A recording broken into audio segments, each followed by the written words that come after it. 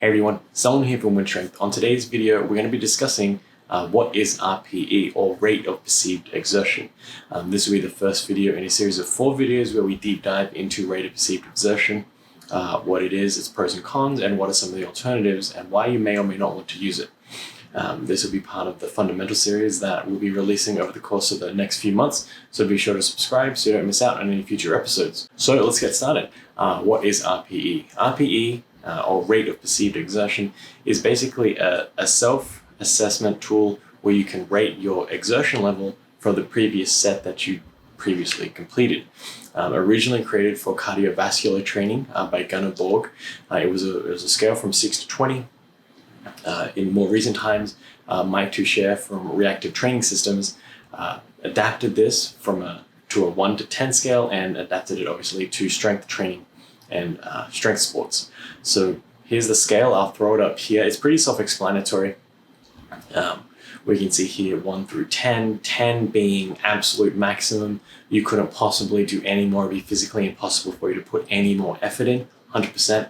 And 1 being so light effort that you could do this for just about forever. There's really no level of exertion. So as you can see from this version of the RPE, or this iteration of it, you can see that you either base it on could I do more reps or could I do more weight. RPE 9, you could either do a little more weight or you could do 1 more rep at this given weight. So it's kind of 2 different ways to look at it to give you a little bit of a landmark as to how to gauge your exertion. And for the most part, anything above RPE 6 is what we're really going to be using in a training context application. Anything under that is really your warm-up weight and isn't really necessary to gather information for. So if you're able to, say, squat 315 pounds for 4 sets of 10 reps, then your RPE when you're warming up with an empty barbell is kind of irrelevant because that won't help you in any way. So you might be asking yourself right about now, why would I want to use RPE in my training? The biggest reason is that it's going to help you auto-regulate your training based on how stressed you are, and that's going to be determined by how stressed you are in the rest of your life. Most of us that are here watching this, you're probably going to be really excited to train that day for the most part, but because we're not living in a vacuum, we don't just sleep, eat, and train. If you do, that's awesome. Hell yeah. But for most of us, our everyday life is going to affect our training. And that's just because stress, to boil it down to really simplistic terms, our body cannot recover from a certain level of stress. So it's going to be really hard to overcome stress without actual adaptation and rest and recovery. So for example, a highly stressful situation might involve exams or an exam week that you might have if you're studying, a really stressful day or week at your job. If something extra comes up, if you have a fight with your significant other, or you're having family issues, financial issues, literally anything that's causing you stress, it doesn't even have to be physical, like mental stress is also going to affect how you're performing in the gym. There's really no way around that. Because we only have so many stress points we can use up over the course of the day. So the more we're adding up these stress points, the less resources our body has to exercise in the gym, because that's not really a high priority. Our body at this point is just trying to survive. The way I like to look at it is when we're working out, think of it as like we're trying to build a building.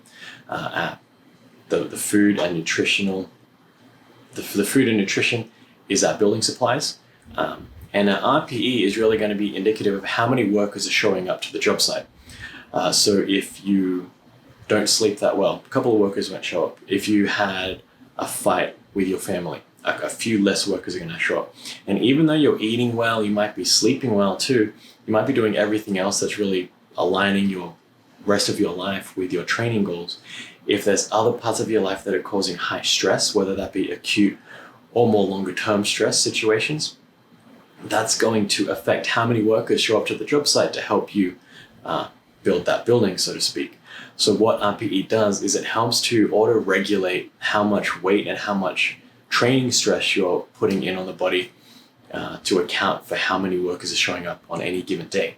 And because there's so many different factors that are going into that, rather than having this dense Excel spreadsheet where we're listing out every single life factor, which is just one simple metric, RPE, could I have done more reps right after this set?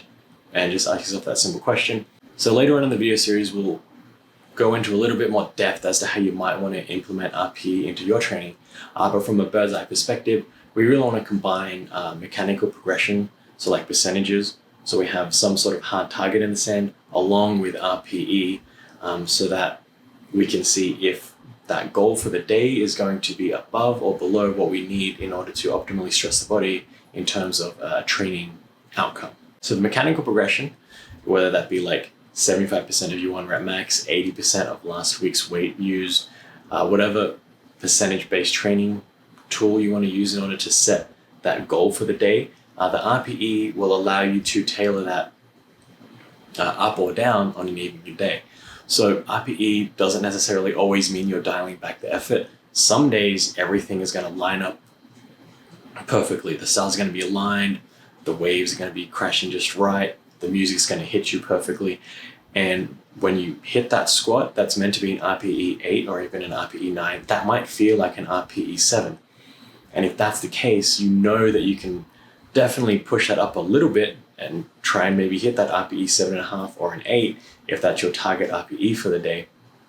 That way, you're able to take advantage of good days and then mitigate the damage on the bad days. That's kind of what we're hoping to do here.